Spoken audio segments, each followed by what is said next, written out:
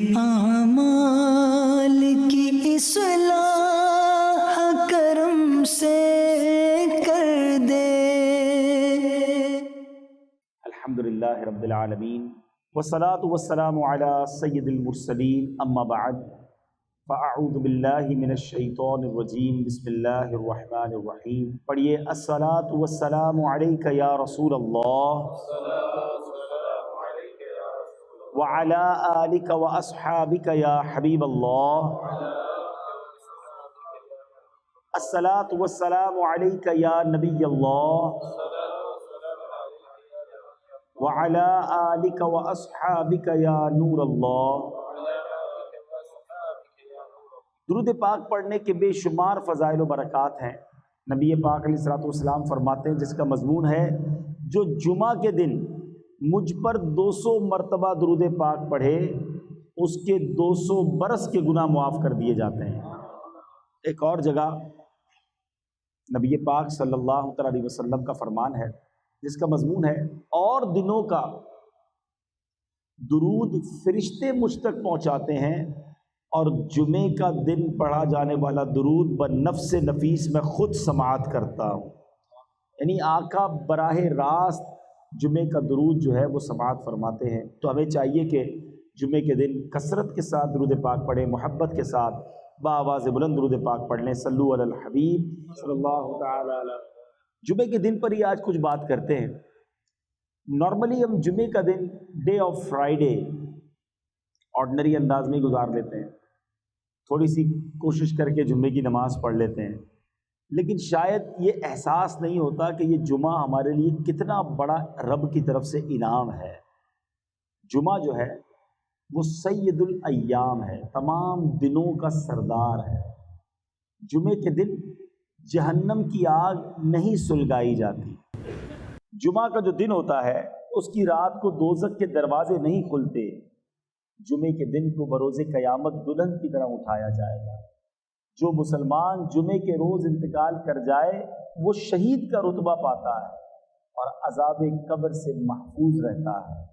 اور سبحان اللہ، جمعے کی ایک نیکی 70 نیکیوں کے برابر ہے۔ اسی لیے جب جمعے کے دن حج آتا ہے نا تو اس کو حج اکبر کہتے ہیں، کیونکہ حج بھی 70 حج کے برابر ہو جاتا ہے۔ ایسی کوئی اسکیم آ جائے، ایسا کوئی معاملہ ہو جائے کہ یار فلاں دنوں کے لیے کوئی اسکیم ہے، یہ کام کرو گے تو پیسے ڈبل ہو جائیں گے، فلاں ملک میں ٹیکس کم ہو گیا تو وہاں سے گاڑی منگوا لو، فلاں ملک میں نیا ماڈل آیا ہے تو ادھر کوشش کرو تو زیادہ پیسے بچ جائیں گے۔ ہم کاروبار میں جہاں جب پروفٹ نظر آتا ہے ادھر کوشش زیادہ کرتے ہیں۔ کئی کلومیٹر دور جا کر بھی اگر کسی اسٹور پر سیل لگی ہوئی ہو کہ 50% ڈسکاؤنٹ ملتا ہے تو ہم ادھر جا کے لیتے ہیں، یار فائدہ ہے۔ یعنی سیل لگا کر بہت سارے اسٹور والے سردیوں میں گرمیوں کا مال بیچ جاتے ہیں، گرمیوں میں سردیوں کا بیچ جاتے ہیں، ہم وہ بھی لے لیتے ہیں کہ چلو یار ابھی سردیاں نہیں آئیں لیکن سستا مل رہا ہے، جیکٹ لے لو سردیوں میں کام آئے گا۔ یعنی یہ ہمارا مائنڈ سیٹ ہوتا ہے، اس میں کوئی شرعی قباحت بھی نہیں ہے، لیکن یہی ذہن نیکیوں میں کیوں نہیں بنتا؟ جمعے کے دن ایک نیکی کرے تو 70 نیکیاں ہیں۔ اب آپ بتائیے کہ مثال کے طور پہ کسی نے ذہن بنایا ہوا ہے کہ میں منڈے والے دن، پیر والے دن کسی مریض کی عیادت کرنے جاؤں گا، ٹیوزڈے کو میں نے فلاں غریب کی مدد کرنی ہے، تو منڈے ٹیوزڈے سنڈے کو جو کام کرنے 2-3 دن پہلے کر لیں اور جمعے والے دن کریں تاکہ 70 ٹائمز ملٹیپلائی ہو جائے۔ تو اگر میرا اور آپ کا یہ نیکیاں کمانے کا ذہن بن جائے نا تو انشاءاللہ ہم بہت ساری نیکیاں اکٹھا کر سکتے ہیں، اور یہی نیکیاں آخرت میں کام آنی ہیں۔ یاد رہے مرنے کے بعد کفن میں جیب نہیں ہوگا اور قبر میں تجوری نہیں ہوگی۔ میرے اور آپ کے ساتھ جو جائے گی نا چیز وہ ہمارے اعمال ہی جائیں گے۔ یہ ہمارا سارا سرمایہ، سارے ہمارے ویزے، پاسپورٹ، ہماری جو بھی دنیا ہے وہ یہی رہ جائے گی۔ بلکہ بڑی خوبصورت بات کتابوں میں لکھی کہ جب انسان کا انتقال ہوتا ہے تو گھر والے آپس میں بات کرتے ہیں، ایک دوسرے سے پوچھتے ہیں کہ بتاؤ مرحوم نے پیچھے کیا چھوڑا ہے، مگر فرشتے جب بندہ قبر میں جاتا ہے تو آپس میں یہ گفتگو کرتے ہیں کہ بتاؤ مرحوم نے آگے کیا بھیجا ہے۔ اصل چیز وہ نیکیاں ہیں جو ہم نے آگے کے لیے جمع کر رکھی ہیں۔ اللہ کی رحمت سے ہر ہفتے میں ایوری ویک ہمیں ایک دن ملتا ہے جس میں ہم خوب نیکیاں کما سکتے ہیں۔ ہمارے بزرگان دین ہر جمعے تلاش کر کر کے نیکیاں کرتے تھے، ہمیں بھی یہ ذہن بنانا چاہیے۔ اور جمعے کے دن کی اہمیت کا اندازہ اس بات سے لگائیں کہ اس دن کی اہمیت اتنی ہے کہ اللہ تعالیٰ نے اس دن کی فضیلت بیان کرنے کے لیے قرآن میں ایک پوری سورت سورہ جمعہ کے نام سے نازل فرمائی ہے۔ ایک پوری سورت کا نام ہی سورہ جمعہ ہے، اور اس میں ارشاد باری ہوتا ہے، اس کا ترجمہ کیا ہے؟ اے ایمان والو، جب نماز کی اذان ہو جمعہ کے دن تو اللہ کے ذکر کی طرف دوڑو اور خرید و فروخت چھوڑ دو، یہ تمہارے لیے بہتر ہے اگر تم جانو۔ تو جمعہ کے لیے سب سے اہم کام نماز جمعہ ہے کہ حدیث پاک کا مضمون ہے کہ جمعہ کے دن جو سب سے پہلے آتے ہیں وہ ایسے ہیں جیسے جنہوں نے اللہ کی راہ میں اونٹ صدقہ کیا ہو۔ یعنی آپ سوچیں کہ ہر جمعے اونٹ قربان کرنا آسان تو نہیں ہے، لیکن ہر جمعے آپ اونٹ صدقہ کرنے کا ثواب کما سکتے ہیں جو سب سے پہلے آتے ہیں۔ اس کے بعد آنے والے ایسا ہے جیسا اس نے گائے صدقہ کی ہو، اس کے بعد آنے والا ایسا ہے، نبی پاک فرماتے جیسے بکری صدقہ کی ہو، اس کے بعد آنے والا ایسا ہے جیسے مرغی صدقہ کی ہو، اس کے بعد آنے والا ایسا ہے جیسے انڈا صدقہ کیا ہو، یعنی ثواب کم ہوتا جائے گا۔ تو ہمیں کیا کرنا چاہیے کہ کام کاج چھوڑ کر اہتمام کے ساتھ جمعے کے دن جلدی مسجد میں آ جائیں، اور ماشاءاللہ اس سے ایک اور فائدہ یہ بھی ہوگا کہ جو بیان ہو رہا ہوگا وہ بھی سننے کو ملے گا، علم دین بھی ملے گا، اور راہ خدا میں اونٹ صدقہ کرنے کا ثواب بھی مل جائے گا۔ تو جمعے کے دن کی تیاری ہونی چاہیے۔ اچھا، اسی طرح جمعے کے دن جہاں نیکیاں 70 بار ملٹیپلائی ہو جاتی ہیں نا، اور یہ اللہ کی شان ہے کہ اس دن کا مرتبہ بہت بڑا ہے، تو پھر گناہ بھی ملٹیپلائی بائی 70 ہو جاتا ہے۔ جمعے کے دن گناہ سے بچنا ہے، عام دنوں میں بھی بچنا ہے مگر جمعے کے دن زیادہ بچنا ہے۔ یعنی مثال کے طور پہ اگر کوئی شخص رمضان میں گناہ کرتا ہے تو ہم کیا کہتے ہیں؟ یار رمضان کے مہینے میں گناہ کر رہے ہو، یہ تو نیکیاں کمانے کا مہینہ ہے۔ مکہ شریف میں جا کر ایک نیکی 1,00,000 نیکی کے برابر ہے، مگر ادھر گناہ بھی 1,00,000 کے برابر ہے۔ جس چیز کی تعظیم زیادہ ہوگی نا، اس گھڑی میں، اس مقام میں، اس مہینے میں گناہ بھی زیادہ ناپسندیدہ ہوگا، اس کی سزا بھی زیادہ ہوگی۔ تو جمعے کے دن بالکل آپ نے اپنے آپ کو گناہ سے بچائے رکھنا ہے کہ کہیں ایسا نہ ہو کہ عبادت تو نہ کر سکے اور الٹا گناہ گار ہو جائیں، ہمارے گناہوں کا میٹر چلتا رہے۔ اللہ پاک مجھے اور آپ کو گناہوں سے محفوظ فرمائے، گناہ کرنے سے ہم سب کو بچائے رکھے۔ اب جمعے کے دن کرنے والے کام کیا ہے؟ احادیث میں یہ مضمون ملتا ہے کہ جو جمعے کے دن عمامہ پہنتے ہیں، جمعے کے دن عمامہ پہننے والوں پر اللہ کے فرشتے درود بھیجتے ہیں۔ تو کوشش کریں کہ کم از کم جمعے کے دن امامہ پہن لیا کرے، اپنے آفس میں رکھ لے امامہ شریف اور جمعے کے دن پہن لیا کرے۔ ایک اور روایت میں آتا ہے کہ جمعے کے دن جو امامہ پہنتا ہے بغیر امامے کے 70 جمعوں کے برابر اسے ثواب ملتا ہے، 70 ٹائمز مور برکتیں ملتی ہیں۔ جمعے کے دن ناخن کاٹے جائیں تو تنگ دستی دور ہوتی ہے، روزی میں برکت ہوتی ہے، یہ سنت بھی ہے۔ یاد رہے کہ ناخن 40 دن سے زیادہ نہیں بڑھنے چاہیے، اور جمعے کو کاٹیں تو انشاءاللہ اس سے تنگ دستی دور ہوگی، روزی میں برکت ہوگی انشاءاللہ۔ تو اللہ پاک ہمیں نیکیوں کا حریص بنا دے۔ دنیا کے مال، دنیا کے کاروبار کی لالچ تو ہمیں ہوتی ہے، لیکن نیکیوں کی اگر لالچ ہو جائے نا، پتہ چل جائے کہ کہاں سے کیسے بڑی نیکی ملے گی تو فوراً اسے حاصل کرنے پہنچے۔ صحابہ کرام کو بڑا شوق تھا، یعنی وہ نیکیاں تلاش کر کے نیکیاں حاصل کرنے کی فکر کرتے تھے۔ اب حضرت عثمان غنی کی مثال لیجئے کہ کتنے بڑے صحابی ہیں، آپ ذوالنورین ہیں، عشرہ مبشرہ میں ہیں، اور یقینی جنتی ہیں، نبی پاک سے 2 بار جنت خریدی۔ اتنی ساری نیکیاں ہونے کے بعد ہم جیسا آدمی تو کہے بہت ہو گیا، اب اتنی ساری نیکیاں تو ہو گئی، مگر صحابہ کرام رکتے نہیں تھے۔ ایک بار نبی پاک علیہ الصلوۃ والسلام نے مدینے کے لوگوں کو پانی کی ضرورت تھی، تو جو کنواں والا شخص تھا اس سے کہا کہ یہ کنواں مجھے دے دو اور اس کنویں کے بدلے جنت میں کنواں لے لو۔ وہ شخص کہتا ہے حضور میرا یہی کاروبار ہے، میرا کام چلتا ہی اسی سے ہے، میں اسی پانی کو بیچ کر گھر والوں کا معاملہ کرتا ہوں. تو اس نے آفر کو قبول نہیں کیا. کسی طرح یہ خبر حضرت عثمان غنی کو پہنچ گئی.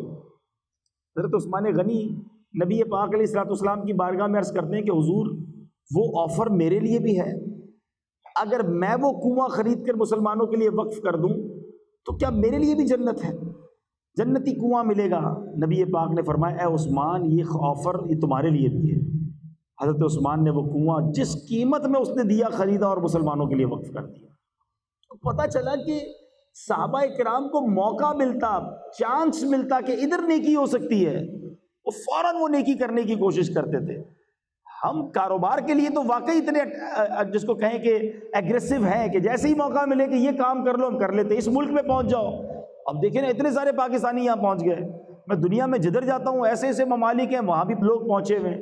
موقع ملا، چانس ملا، دنیا نظر آئی، پہنچ گئے. لیکن کیا بالکل اسی طرح ہم آخرت کے لیے نیکیوں کے لیے وقت نکالتے ہیں؟ بلکہ یہاں تو حال یہ ہے کہ 5 وقت نماز پڑھنے کے لیے وقت نہیں نکال پاتے. یہ درست نہیں ہے، یہ زندگی کا انداز اچھا نہیں ہے. مرنے کے بعد ہمارے اعمال ہی ہمارے کام آئیں گے. اور آج میں یہ چاہ رہا تھا کہ چونکہ جمعے پر ہی بات ہو رہی ہے تو آج جمعے کے خطبے پر بھی کچھ بات کی جائے. جمعہ کے خطبے میں ہم ایک اعلان بار بار سنتے ہیں، الا لا ایمان لمن لا محبت لا. کبھی میں آپ کو مشورہ بھی دوں گا کہ بچپن سے جمعے کا خطبہ ہم سن رہے ہیں، کئیوں کو تو یاد بھی ہو گیا ہوگا، مگر اس کا ترجمہ بھی تو کبھی پڑھ لیں کہ امام صاحب ہر جمعے خطبہ دیتے ہیں، اس میں کہتے کیا ہیں، فرماتے کیا ہیں، سناتے کیا ہیں. سنو اس کا مطلب کیا ہے. الا لا ایمان لمن لا محبت لا، سن لو اس کا ایمان نہیں ہے جس کے دل میں نبی پاک کی محبت نہیں ہے. عشق رسول کے بغیر ایمان کمپلیٹ نہیں ہے. محمد کی محبت دین حق کی شرط اول ہے، اسی میں ہو اگر خامی تو سب کچھ نامکمل ہے. تو محبت رسول یہ ہمارے ایمان کی جان ہے. مگر اب سوال یہ ہے کہ محبت ہونی کتنی چاہیے؟ محبت تو بہت ساروں سے ہوتی ہے، ماں باپ سے بھی ہوتی ہے، بھائی بہنوں سے بھی ہوتی ہے، بچوں سے بھی ہوتی ہے، بچوں کی امی سے ہوتی ہے، دوستوں سے ہوتی ہے، کاروبار سے ہوتی ہے. تو پیارے آقا سے بھی ہوگی؟ نہیں جناب. کتنی ہونی چاہیے یہ بھی نبی پاک نے خود بیان کیا. بخاری شریف کی حدیث ہے، میرے آقا فرماتے ہیں لا یؤمن احدکم حتی اکون احب الیہ من والدہ وولدہ والناس اجمعین. میرے آقا فرماتے تم میں سے کوئی اس وقت تک کامل مومن نہیں ہو سکتا جب تک میں اس کے نزدیک اس کی اولاد، اس کے والد اور تمام لوگوں سے زیادہ محبوب نہ ہو جاؤں. ٹاپ آف دا لسٹ، سب سے زیادہ نبی پاک سے محبت کرنی ہے. اور یہ ایمان کا تقاضا ہے. تم میں سے کوئی اس وقت تک کامل مومن نہیں ہو سکتا. تو یہ میلاد کا مہینہ پیارے آقا سے کنیکشن مزید مضبوط کرنے کا مہینہ ہے. لیکن اب سوال یہ ہے کہ ہم ہو سکتا ہے سارے لوگ کہیں کہ بھائی ہمیں بھی نبی پاک سے سب سے زیادہ محبت ہے. اگر یہ بات آپ کہتے ہیں، یہ دعویٰ آپ کرتے ہیں تو دلیل ہے کہ نہیں؟ کیونکہ صرف زبانی کہنے سے تو نہیں ہوگا نا. اگر واقعی کسی کو نبی پاک سے سب چیزوں سے زیادہ محبت ہے تو پھر پیارے آقا کی سنتوں پر عمل کہاں ہے؟ نبی پاک فرماتے جس نے میری سنت سے محبت کی اس نے مجھ سے محبت کی، اور جس نے مجھ سے محبت کی وہ میرے ساتھ جنت میں جائے گا. تو سنت کی اہمیت کتنی زیادہ ہے. اس کو میں آپ کو دنیاوی مثال کے ذریعے سمجھاؤں کہ اگر کوئی بیٹا آپ کو ملے، کوئی بچہ ملے اور وہ آپ کو کہے میں اپنے والد صاحب سے بڑی محبت کرتا ہوں، میں اپنے والد صاحب کا دیوانہ ہوں، اپنے والد صاحب پر میری جان قربان. آپ کہیں یار کمال ہے ماشاءاللہ اپنے ابو سے کتنی محبت کرتا ہے. تھوڑے دنوں بعد اس کے والد صاحب سے ملاقات ہو اور آپ والد صاحب سے کہیں کہ آپ کا بیٹا آپ سے بڑی محبت کرتا ہے، آپ کی بڑی رسپیکٹ کرتا ہے، تو والد صاحب کہے ایک نمبر کا جھوٹا ہے، میری تو ایک بھی بات نہیں مانتا. تو آپ کیا کہیں گے؟ یار کمال ہے، میرے سامنے تو اتنی باتیں کر رہا تھا کہ ابو میرا سب کچھ، میرے والد ہیں اور میری جان میرے والد پر قربان، والد کہہ رہا ہے میری ایک بات نہیں مانتا. تو آپ کیا کہیں گے کہ جھوٹا دعویٰ تھا. اب اپنے بارے میں ہم سارے چیک کریں. ایک طرف تو ہمارا دعویٰ یہ ہے کہ نبی پاک پر ہماری جانیں قربان، ہم پیارے آقا کے بڑے عاشق ہیں. تو یہ عشق رسول نظر کیوں نہیں آتا؟ نہ چہرے پہ نظر آتا ہے، نہ لباس میں نظر آتا ہے، نہ باتوں میں نظر آتا ہے، نہ کاروبار میں نظر آتا ہے۔ کیا نبی پاک کا عاشق جھوٹ بول سکتا ہے؟ کیا نبی پاک کا امتی کسی کو دھوکہ دے سکتا ہے؟ نبی پاک فرمائے من غش فلیس منا، دھوکہ دینے والا ہم میں سے نہیں۔ پھر کیسا عشق رسول ہے کہ مسلمان بھی کہلاتا ہے دھوکہ بھی دیتا ہے، مسلمان بھی کہلاتا ہے گندی بری باتیں بھی کرتا ہے، مسلمان بھی کہلاتا ہے حرام بھی کماتا ہے، اپنے آپ کو نبی پاک کا عاشق بھی کہتا ہے اور بے حیائی کے کام بھی کرتا ہے، شرابی دوست بنائے ہوئے ہیں، معاذ اللہ خود بھی شراب کے اڈوں پہ جاتا ہے۔ تو خود سوچئے آپ کہ یہ عشق رسول نہیں ہے۔ عشق رسول یہ ہے کہ مجھے بتانا نہ پڑے میں مسلمان ہوں، میں نبی پاک کا امتی ہوں، مجھے دیکھ کر پتہ چل جائے کہ یہ کس کا غلام جا رہا ہے۔ شاعر لکھتے ہیں نا، فنا اتنا تو ہو جاؤں میں تیری ذات عالی میں، آقا جو مجھ کو دیکھ لے اس کو تیرا دیدار ہو جائے۔ ہمیں دیکھ کر پتہ چل جائے یہ کس کا امتی ہے، یہ کس کا غلام ہے۔ یقین کریں میٹھے اسلامی بھائیوں، اگر ہم نبی پاک کی عشق والی زندگی گزاریں اور صحیح اسلام کی تعلیمات والی زندگی گزاریں تو دنیا بھی اچھی ہو جانی ہے، آخرت بھی اچھی ہو جانی ہے۔ آج مسلمان کہلانے والے کو قرآن پڑھنا نہیں آتا، نبی پاک کا امتی تو کہلاتا ہے، مگر آقا کے قلب اطہر پر جو قرآن نازل ہوا، اور یاد رہے پیارے آقا پر کہ بہت سارے معجزات ہیں، مگر جس معجزے کو اعظم المعجزات کہا گیا، بگسٹ میریکل کہا گیا، وہ قرآن مجید فرقان حمید ہے۔ مگر قرآن پڑھنا بہت بڑی تعداد میں مسلمانوں کو نہیں آتا، کھولتے بھی نہیں ہیں قرآن۔ میں آپ سے اگر سوال کروں کہ آپ نے یہ بتائیے کہ فیس بک کب آن کیا تھا، آپ کہیں گے بھی مسجد میں آنے سے پہلے ہی آن کیا تھا۔ اچھا واٹس ایپ، وہ تو ہو سکتا ہے مسجد میں بھی چیک کیا ہوگا۔ تو کئی سافٹ ویئر ہم روزانہ کئی بار آن لائن کرتے ہیں، اور میں یہ پوچھوں کہ بتائیں قرآن کب کھولا تھا؟ جواب آئے گا پچھلے رمضانوں میں۔ اب کب آن لائن کریں گے؟ اگلے رمضانوں میں۔ ہم قرآن سے کتنا دور ہو گئے۔ اور ایک سچ بات بتاؤں، جب قبر میں جائیں گے نا، یہ سارے سافٹ ویئر آف لائن ہو جائیں گے، قرآن قبر میں بھی آن لائن ہو جائے گا۔ تو اس چیز کو تھامو نا جو قبر میں بھی کام آنی ہے۔ مگر قرآن سے ہم دور ہیں۔ کئی لوگ ملتے ہیں مجھے، کہتے ہیں سکون نہیں ملتا، دلی سکون چاہیے، کوئی وظیفہ بتائیں۔ کسی اور سے وظیفہ کیوں لیں، قرآن سے ہی معلوم کر لیتے ہیں۔ اے رب کے کلام ہمیں بتا کہ ہمیں دل کا سکون کہاں سے ملے گا۔ اللہ کریم قرآن میں فرماتا ہے الا بذکر اللہ تطمئن القلوب، بے شک اللہ کے ذکر میں دلوں کا چین ہے۔ شراب پینے میں چین نہیں ہے، بے حیائی اور بدکاریوں میں سکون نہیں ملے گا، فلموں ڈراموں گانوں باجوں میں سکون نہیں ملے گا۔ اگر واقعی قلبی سکون چاہیے تو وہ اللہ کے ذکر میں ملے گا، اللہ کی یاد میں ملے گا۔ اللہ پاک ہم سب کو ساری زندگی پیارے آقا کی محبت میں گزارنا نصیب فرمائے، ان کی سنتوں پر عمل کر کے گزارنا نصیب فرمائے، ساری نمازیں پابندی سے پڑھنا نصیب فرمائے، آمین بجاہ النبی الامین صلی اللہ تعالی علیہ وسلم۔ میرے آمال